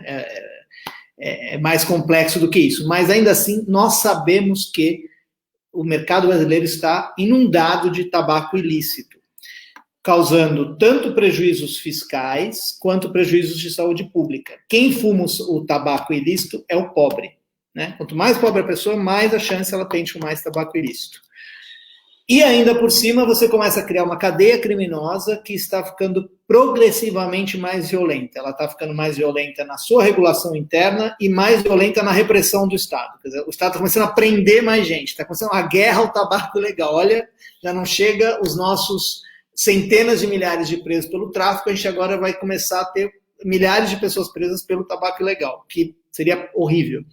Então, acho que a provocação da Vanessa, para a gente seguir discutindo, não sei se também o Léo pensa algo sobre isso, mas é relevante para que quando a gente modular mercados hoje ilícitos que vão se tornar lícitos, a gente seja bastante realista e perceba que essas regulações têm que ser muito flexíveis e levar em consideração que o mercado de drogas é muito dinâmico. Então, nós temos aí exemplos. Aí é claro que a gente sempre pensa na maconha, que é a única droga ilícita que a gente concebe o mercado lícito hoje com mais clareza em volta do Brasil, não no Brasil com essas pessoas, enfim, que negam vacina. Mas a gente consegue conceber esse mercado e a gente tem que pegar os problemas que eles enfrentam, né? No caso do Uruguai, muito centrado no Estado, sem conseguir atender a demanda inteira, mas com alguns pontos positivos, enfim. Os Estados Unidos, muito centrado no mercado. o Canadá também mais centrado no Estado, temos que olhar com cuidado para tentar minimizar esses efeitos colaterais, né? A taxação, por exemplo, no caso do álcool, a gente sempre pensa, o álcool no Brasil é muito barato. Isso o álcool no Brasil hoje, no posto de gasolina, ele chega a ser mais caro do que numa loja, né? Você comprar corote em São Paulo hoje, você pode pagar mais barato do que o litro do álcool num posto de gasolina, né? Isso é inaceitável, mas simplesmente a taxação, dobrar o preço, triplicar o preço, setores que não têm condições de comprar vão ou abastecer o mercado ilícito ou vão começar a consumir o álcool de pior qualidade, até o do posto, aliás. Então, só para colocar aqui a dificuldade, a gente tem que se dedicar mais a isso. Eu acho que o antiproibicionismo no Brasil, e aí eu termino com isso, a gente... Como é muito difícil a nossa luta, outro dia o Léo estava falando, né, que participou, eu assisti, Léo, você na audiência pública do Rio, eu estava lá fazendo a comida do Tom aqui do meu filho, e aí ouvindo e passando nervoso contigo, né, porque o secretário apresenta, assim, um discurso que eu já estou cansado de ouvir, né, sobre o que seria essa epidemia das drogas. Mas a gente e aí a gente fica muito entrincheirado, né? A gente tem que denunciar o tempo todo, mas talvez a gente tenha que ter uma tarefa também de uma agenda mais positiva, ou propositiva, no sentido de que modelos regulatórios a gente quer. Isso serve também para cuidar da atenção, né? Eu estou me dedicando um pouco mais à questão das comunidades terapêuticas, e eu faço até essa provocação para vocês que são especialistas, que eu não sou exatamente no cuidado da atenção. Vira e mexe participando de debates, as pessoas falam, por exemplo, o Casagrande, outro dia participei de uma live com o Casagrande, né? E o Casagrande foi internado, inclusive involuntariamente em dado momento. E ele é um cara de esquerda, um cara com a cabeça muito boa, que aliás está sofrendo ataques terríveis da direita, que usam a questão das drogas para humilhá-lo, né? Uma situação muito triste. E ele fala de como deu certo para ele, enfim, e claro que ele não é um especialista, mas eu acho que a gente precisa, não estou defendendo nenhum modelo não, mas eu acho que talvez a gente precise compreender melhor esse desejo de proteção que camadas da classe média e da classe pobre brasileira têm com relação à internação, têm com relação ao isolamento, né? Porque os ricos buscam isolamento quando tem problemas com drogas. Eles vão para os rehabs, né? Não é à toa que tem música, né? Dos ricos, dos cantores, né? O rehab funciona? A gente sabe que não. Os dados têm, assim, o funcional não, mas tem a proteção, tem o isolamento, né? A gente talvez precise dialogar melhor com essa demanda, porque os oportunistas estão também respondendo essa demanda. Então, enfim, essa é a minha provocação aí para o debate.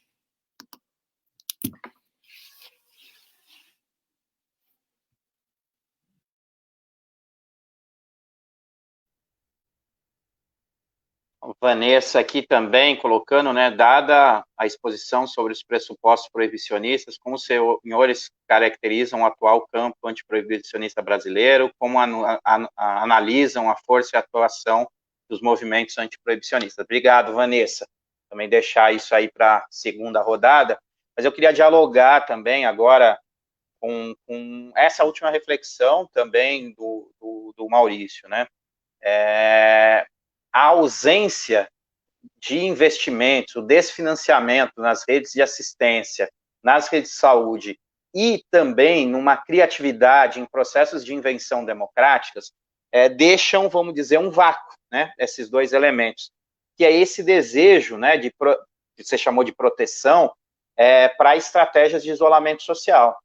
E eu sempre faço questão de afirmar que a gente tem uma legislação que já previa, inclusive, dispositivos de internação involuntária.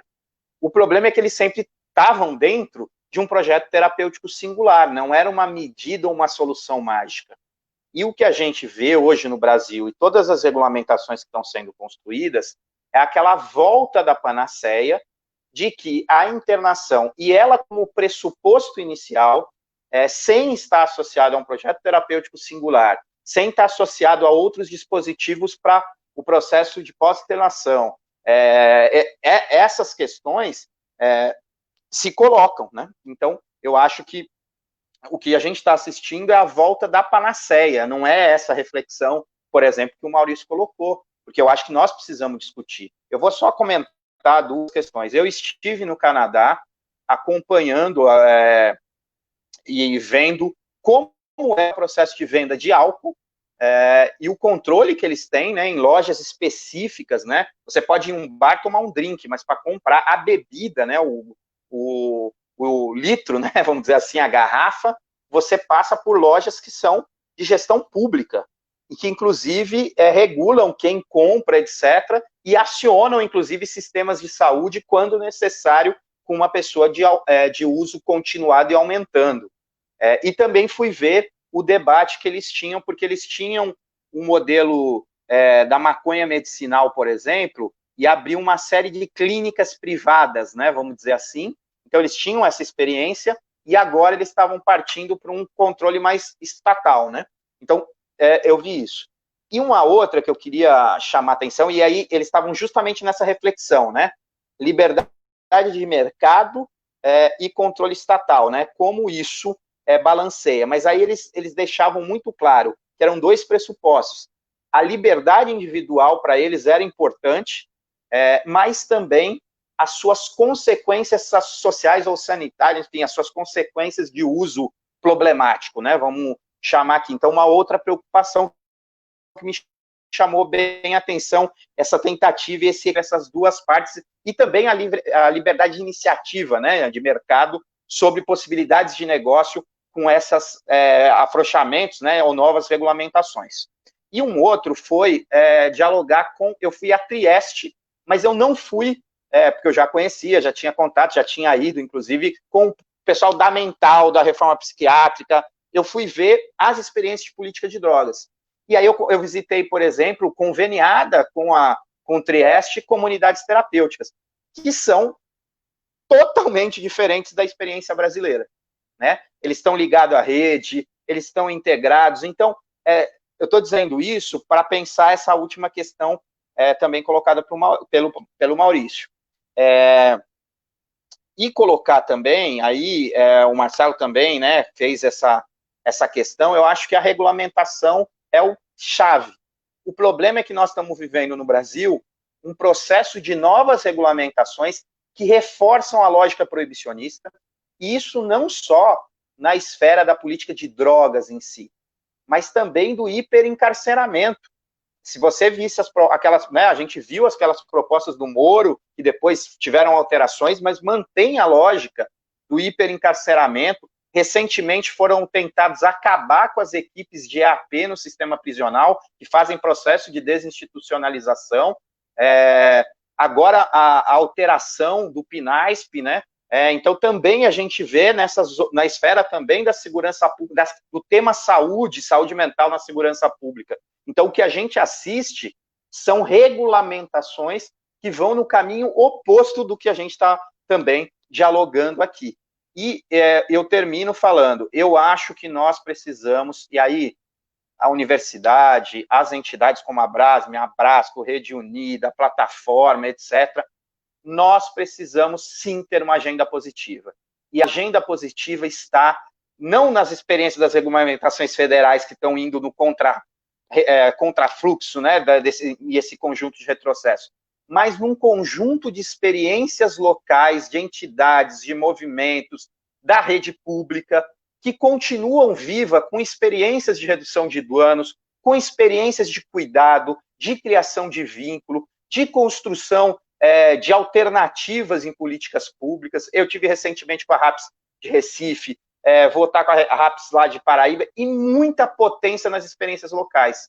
E eu acho que é o momento de a gente criar publicações, vídeos, e dar visibilidade contra esses retrocessos e essa agenda de aprofundamento do proibicionismo, dar palco, vamos dizer assim, para as experiências locais, tanto nas redes públicas, né, do SUS, do SUAS, quanto também de entidades, de movimentos antiproibicionistas, de redução de danos, enfim, da luta antimanicomial. A gente precisa revalorizar essas experiências locais para mostrar que existe, né, contra os retrocessos, existe vida acontecendo nos territórios, e sobre elas podem ter invenções democráticas, podem surgir novas propostas de regulamentação de políticas públicas de álcool e drogas no Brasil.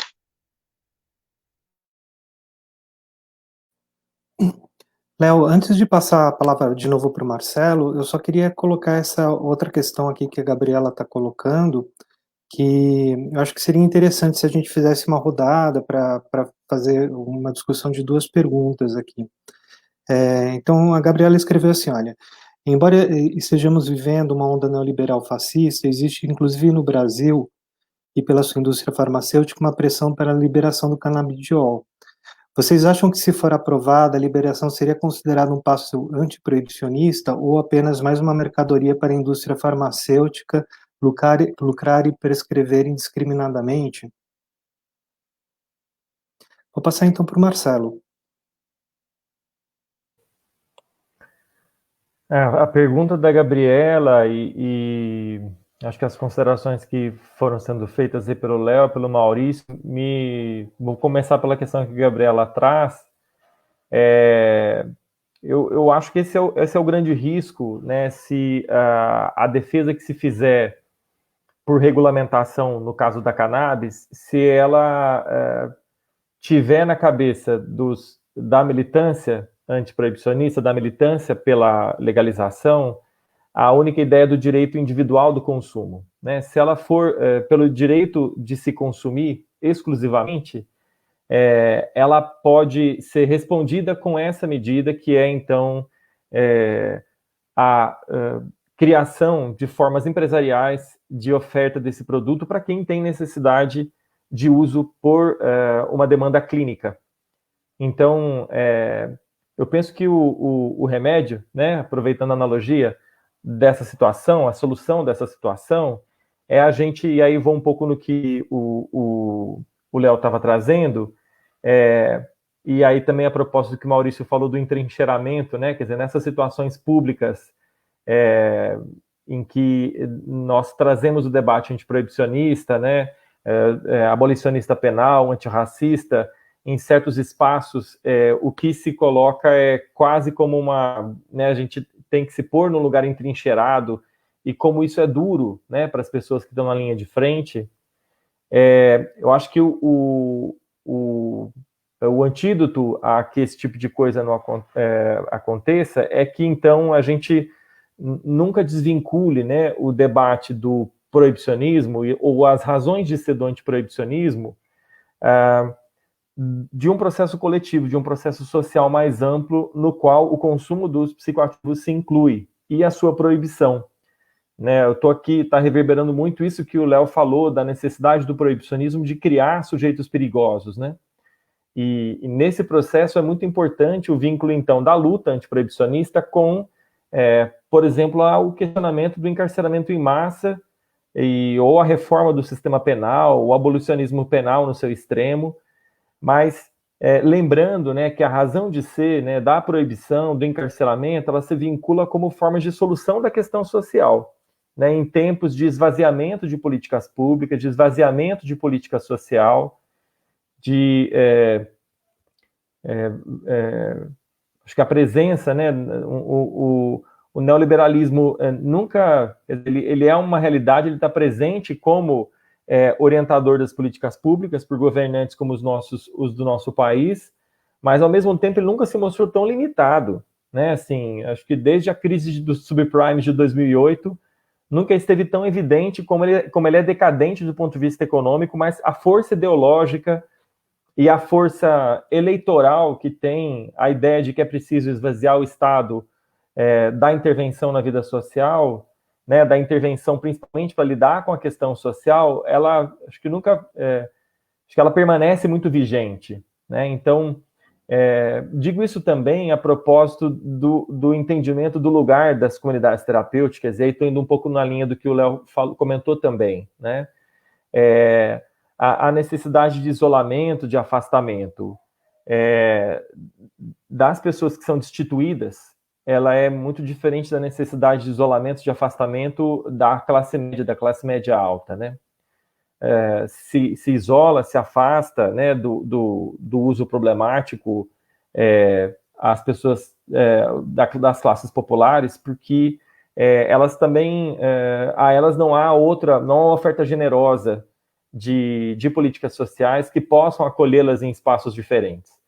A Alexa, que foi uma orientanda minha de mestrado aqui de São João, ela fez um estudo muito interessante com pessoas em situação de rua, estudando, então, os itinerários terapêuticos, né? Assim, qual o tipo de busca de cuidado à sua própria saúde, independente de ser problemas com drogas ou não, mas que caminhos as pessoas procuram na rede ou fora da rede, né? E que tipo de redes elas procuram para dar conta dos seus problemas de saúde.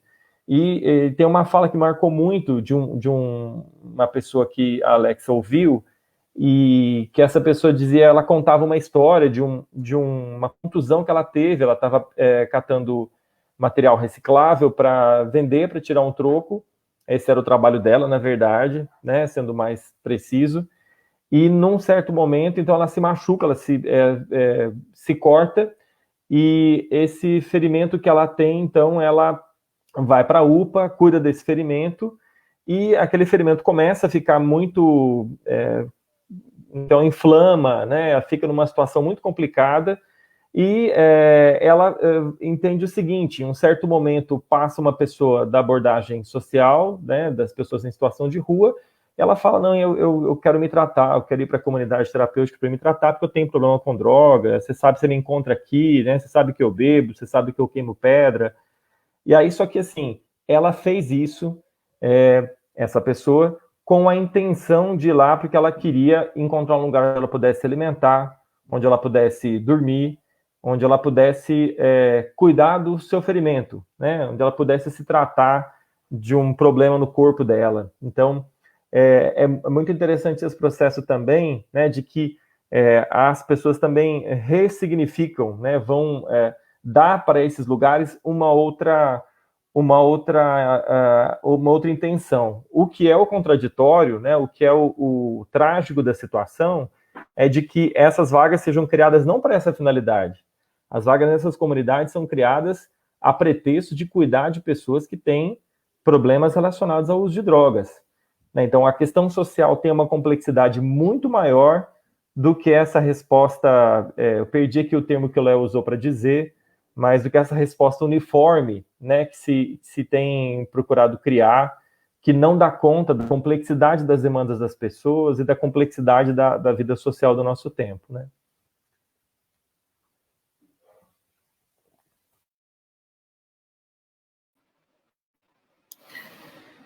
Bom, acho que sou eu agora, Marcelo? Isso, vou passar para o Maurício, então.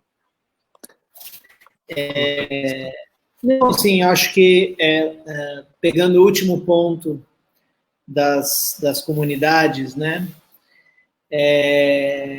Agora eu tenho me aproximado mais da literatura sobre comunidades e do crescimento delas, né? Elas têm muito esse papel que o Marcelo está dizendo, quer dizer, esses papéis, né? São múltiplos papéis, e inclusive isso tem vários sentidos diferentes do ponto de vista geográfico, né? No Rio de Janeiro, elas têm um tipo de atuação que às vezes é diferente da atuação que elas têm no Rio Grande do Sul, que é onde elas têm uma penetração histórica.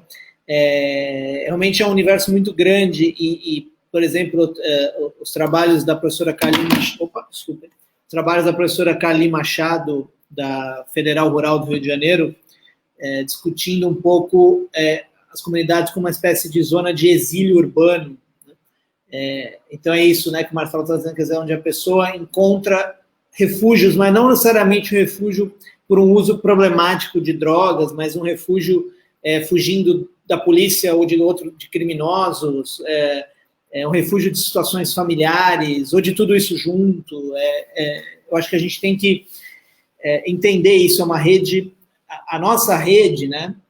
Eu acho que houve um fenômeno que foi muito interessante, o Léo acho que acompanhou isso mais de perto, conhece bem o caso de São Paulo, mas quando se começou a discutir as internações involuntárias na Cracolândia, no governo Kassab-Alckmin, né? Prefeitura do Kassab, governo Alckmin, se criou lá uma estrutura para agilizar junto ao Poder Judiciário, e a ideia era claramente atuar na zona da Cracolândia, ali no bairro da Luz.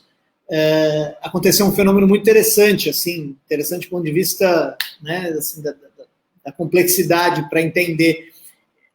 Os usuários da Cracolândia, eles têm toda uma dinâmica e, evidentemente, até buscam ajuda, mas de outro tipo.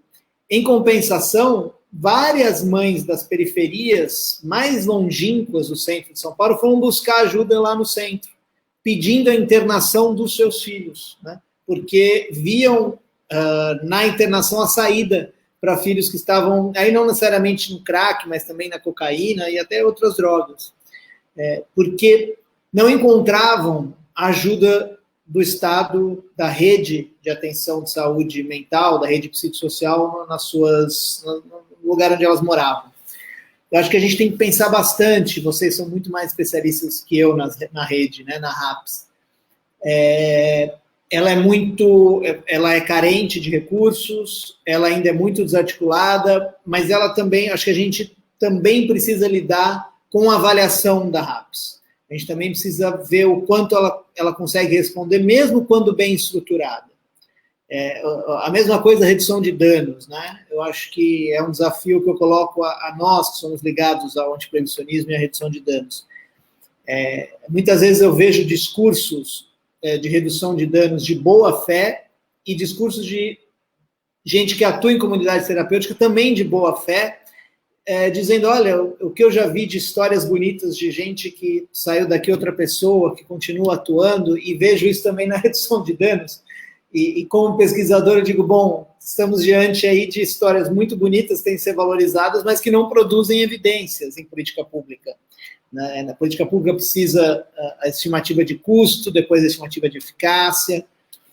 A gente está diante de um cenário que é muito difícil, esse entrincheiramento que a gente tem discutido hoje aqui, ele sempre existiu, né? Isso que o Léo passou na audiência pública no Rio de Janeiro é algo que nós que estamos nesse tempo passamos já há muito tempo, não é novidade, mas a gente está diante de um governo tão autoritário, tão obscurantista, que além de todas as consequências danosas que isso vai produzir, a gente tem que ter cuidado para que ele não nos rebaixe no sentido intelectual também, no sentido político-intelectual. Né? A gente não pode é claro que nós vamos ter que disputar politicamente as ditas narrativas, mas a gente não pode rebaixar a uma luta de gritos, a uma luta onde porque afinal os argumentos são tão toscos que muitas vezes nós paramos de nos desafiar com argumentos mais sofisticados. E uma saída para isso que eu coloco é olhar internacionalmente, né? Isso que o Léo estava falando do Canadá, olhar essas experiências internacionais, porque elas ensinam muito, né? Não só nas drogas ilícitas, como nas drogas lícitas. Eu tenho feito uma provocação frequente, que eu acho incrível isso, como o álcool, que é a nossa droga psicoativa mais consumida e mais associada a danos sociais, não importa que o deputado Osmar Terra diga que a cocaína aposente mais gente ou afaste mais gente do serviço público pelo INSS, né, pela aposentadoria, por invalidez ou pelo afastamento de doença, todas as evidências mostram que não há nenhuma droga em termos de comparação de saúde pública com o álcool, sob nenhum aspecto que se olhe, né? E há um certo consenso entre proibicionistas e antiproibicionistas no caminho da política de álcool.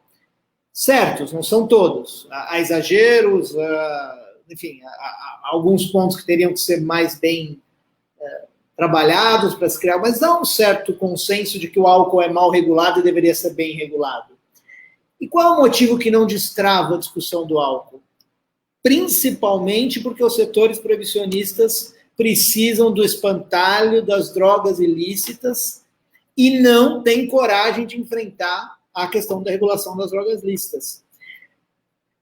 Pelo dano político que isso pode trazer, pelo dano econômico dos setores interessados no mercado de álcool, e também porque isso pode revelar e pode ser um ensinamento de como o caminho entre a proibição e o libertarianismo completo, você tem um monte de coisa no meio que o álcool pode ensinar que o tabaco já está ensinando. é um espantalho perfeito. Por isso que o álcool me lembro a última vez que o Osmar Terra foi ao Roda Viva, quando se tocou na política do álcool, as respostas são evasivas, né? Como se o álcool não fosse um problema no país, porque não há o que dizer, e não há o que se enfrentar, não há o que esse governo e esses setores têm a apresentar na política do álcool, a não ser um discurso moralista de que todas as drogas são ruins e de que, na verdade, o álcool é um efeito colateral da legalização, né? Jogando fora toda a história que a gente sabe da relação do álcool com a humanidade. Tá vendo? O álcool já é uma droga lícita e enfrentamos isso. O que vocês querem é piorar a situação, sendo que o caminho é justamente o contrário. Então, enfim, acho que essas são questões que a gente pode usar para enfrentar esse momento tão obscurantista na política geral e na política de drogas brasileira.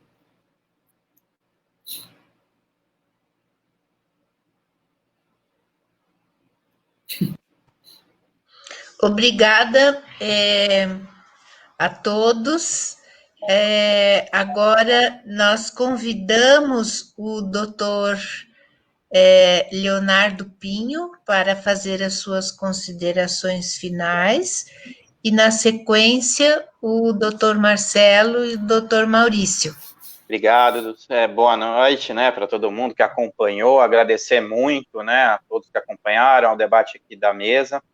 Eu queria chamar a atenção da importância de debates como esse, né, a gente fez aqui um debate que foi sobre teoria, né, vamos dizer assim, sobre escritores, enfim, mas também a problematização sobre a lógica proibicionista, as consequências do proibicionismo, mas principalmente nesse final, né, sobre como que a gente poderia também se desafiar, né? Eu acho que tantas experiências de redução de danos, da experiência de saúde mental na perspectiva antimanicomial, elas tiveram no seu bojo invenções democráticas, né? Quando constrói, por exemplo, quando você pega o nosso querido Lancet, né? Aquela experiência em Santos, que ele pega os usuários, né, de drogas, leva para Ubatuba, enfim, ousava. Então, eu acho que nesses momentos, eu concordo muito com o Maurício, né, esse entrincheiramento, às vezes, nos causa como efeito também não nos desafiar, não criar invenções democráticas, não ousar, né, e isso tanto na sociedade civil, mas também em gestões municipais, em políticas públicas, e também nos instrumentos e projetos de advocacy, de incidência. Eu acho que nós precisamos retomar a ousadia para responder problemas que se colocam, né, desafios que nos colocam, esses depoimentos que você falou, né, a situação dos familiares, né, quando não encontram, enfim. Então, eu acho que esse é um componente importante que a gente viu aqui.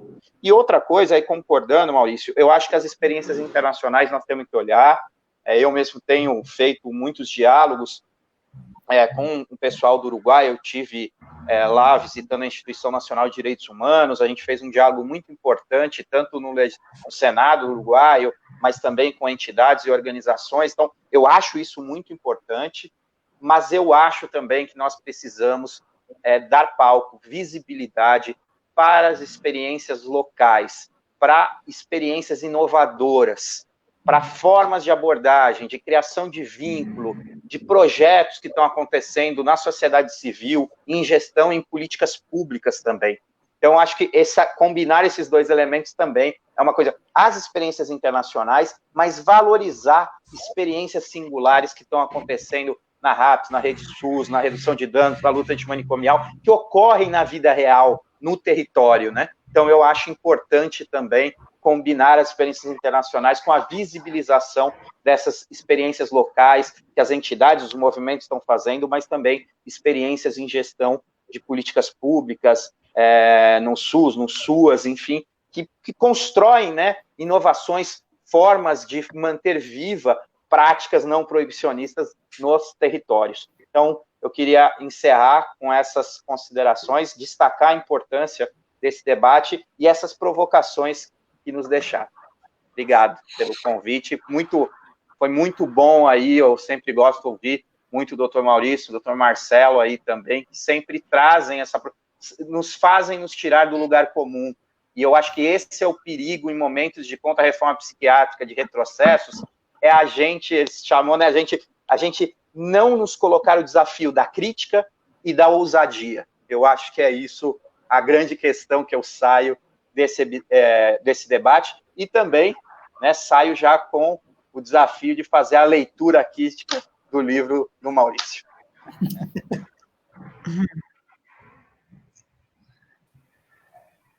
Muito bom. Também saio muito contente dessa oportunidade de discutir, ainda que sejam temas espinhosos, temas duros, né, que nos lembram dos desafios imensos que a gente tem pela frente. Eu acho até curioso a gente ser chamado de Dr. Marcelo, Dr. Maurício, porque, desculpem, eu me vejo tão ao lado, viu, Léo, do movimento social, eu venho da luta antimanicomial, foi lá que eu fui produzido, foi lá que eu fui criado, né? Então, eu só lembro que eu sou doutor quando eu assino alguma coisa na universidade, professor, doutor, mas eu lembro. Mas fora isso, mais que tudo é a possibilidade de estar junto e de poder discutir coisas que são tão relevantes. Eu saio lembrando, há um tempo atrás, o Domiciano, ele fez a abertura de um seminário, Domiciano Siqueira, fez uma abertura de um seminário em que não estou lembrando exatamente a data aqui, mas um seminário que foi feito na Fiocruz, que era sobre a redução de danos na América Latina, e ele, na fala dele no seminário, ele começa dizendo assim que o Brasil é o país que fez redução de danos de troca de seringas, né, com troca de seringas no começo da década de 90, final da década de 80, higienização, né, com hipoclorito das agulhas, e que fez isso de maneira pioneira na América Latina e que estava ensinando, né, na década de 90, estava ensinando redução de danos para os nossos irmãos aqui da América Latina. E o quadro virou, né? Então, hoje, nós temos muito mais que aprender das experiências que os nossos irmãos aqui da América Latina produziram, do que o que aconteceu no nosso país, mas também é o Brasil, o país que produziu de braços abertos, né, uma experiência importante. Maurício estudou junto com o Taniele, né, junto com o Toffoli, e trouxe, né, assim, dentre outras pessoas que estudaram para mostrar os resultados a que nós chegamos com essa proposta. É o país do programa Atitude em Recife, que nos seus melhores momentos produziu uma proposta de redução de danos relevante. É o país da RAPS de São Bernardo do Campo também, que em um certo momento mostrou como pode sim, né, dentro das políticas públicas, se produzir políticas de drogas potentes. Então, eu saio com isso também, de que a gente tem que dar um peso, né, e dar uma visibilidade para as experiências locais, Léo, e também ter uma agenda propositiva, uma agenda positiva de reforma das políticas de drogas, e saio com mais esperança do que eu entrei. Acho que isso é um bom resultado da nossa discussão aqui hoje. Obrigado pela oportunidade. É bom também agradecer Marcelo e Dulce aí pela oportunidade. É o que disse o Léo, essas discussões são importantes, e aproveitar que a pandemia, por um lado, facilitou também esse tipo de evento, e depois isso fica aí gravado e que sirva para as pessoas pensarem, né? Também me incomodo, às vezes, um pouco, incomodo no sentido assim, né, de pensar o que falou o Marcelo do doutor, né? A gente é um país em que essa coisa do doutor tinha esse caráter bacharelesco, né? Inclusive de quem não era doutor, de fato, e a gente se assusta um pouco, mas é engraçado, porque ao mesmo tempo que a gente tem a negação da ciência, são pessoas que adoram encher o seu currículo, inclusive com títulos que nem tem, né? Então se nega a ciência, mas se adora criar doutorados que não existem. Então foi ótimo fazer aí não é um jabá, é um jabá também, mas vai ter um lançamento, acho que tem tudo a ver com o que a gente está falando, a revista Platô, que eu edito. Esse provavelmente é o último número que eu vou editar. A gente vai ter agora editores convidados, mas vai ser um número sobre... na verdade, assim, a ideia desse número é perspectivas concretas de regulação em contextos de desigualdade e racismo, mas um número muito pautado na questão racial, que inclusive teve o apoio do Afro-Sebrap, que é o novo núcleo de estudos das questões de raça e gênero que o Sebrap agora criou. Então, junto com a plataforma, a gente tem esse número, vai ser lançado dia 18, quarta-feira que vem, às 8 da noite, com os autores. Nós tivemos microbolsas, né, bolsas de curta duração para que autores e autoras negros, no caso, foi muito interessante, porque havia nós fizemos a seleção de forma afirmativa, mas a quantidade de propostas que a gente recebeu mais de 100 propostas, né? Foi uma coisa espantosa, assim, super difícil selecionar, mas temos 4 artigos nesse número, bem interessantes, e uma capa super bonita, que eu, aí, tirando a modéstia, eu acho que a Platô tem sempre grandes capas, e essa é uma capa muito bonita. Então, já convido a todos aí, a todas, quem quiser assistir 20 horas no site da plataforma, vai ter mais informações, vamos divulgar dia 18, quarta, às 20 horas, lançamento da Platô número 4 sobre drogas e questão racial. Tá bom? Obrigado, Marcelo, obrigado, Dulce, ótimo ver Léo, Marcelo e os amigos aí. E obrigado ao pessoal também que participou aí, fez grandes perguntas. Muito obrigada a vocês. E os doutores é em função do reconhecimento acadêmico. De títulos verdadeiramente conquistados. Depende da tradução. Nada fabricado. Tá?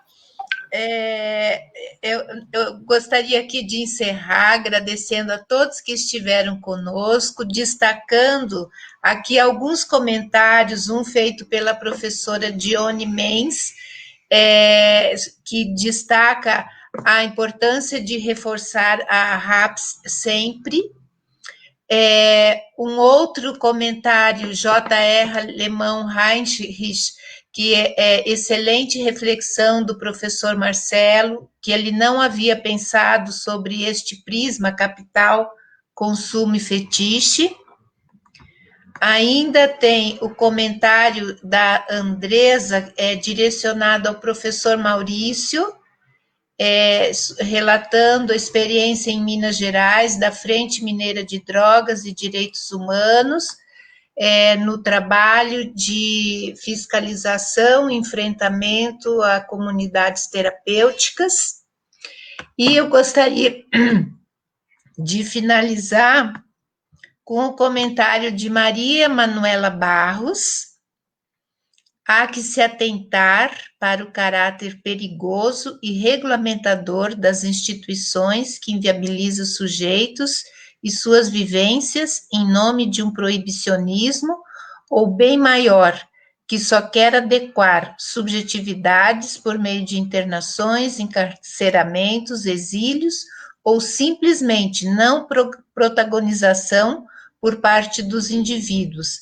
Espaços de discussões, cenas de uso, etc., devem ser criados, facilitados e mantidos, pois só através da educação e conscientização é que poderemos resistir. Esta é a intenção do NIED, UFPR, e agradecemos mais uma vez a todos que estiveram conosco. Nosso próximo encontro deverá ser no dia 1º de dezembro, às 19 horas, por essa mesma via, onde nós teremos o lançamento do livro Formação em Política sobre Drogas, que foi organizado pelas professoras Maria Virgínia, Filomena e mais a professora Dione Mendes, tendo a participação de vários professores, pesquisadores da UFPR, que participaram da formação em política sobre drogas, como uma iniciativa do NIED entre o ano de 2018 e 2019. Então, muito obrigada, mais uma vez, a todos, e uma boa noite. Se cuidem e até o nosso próximo encontro.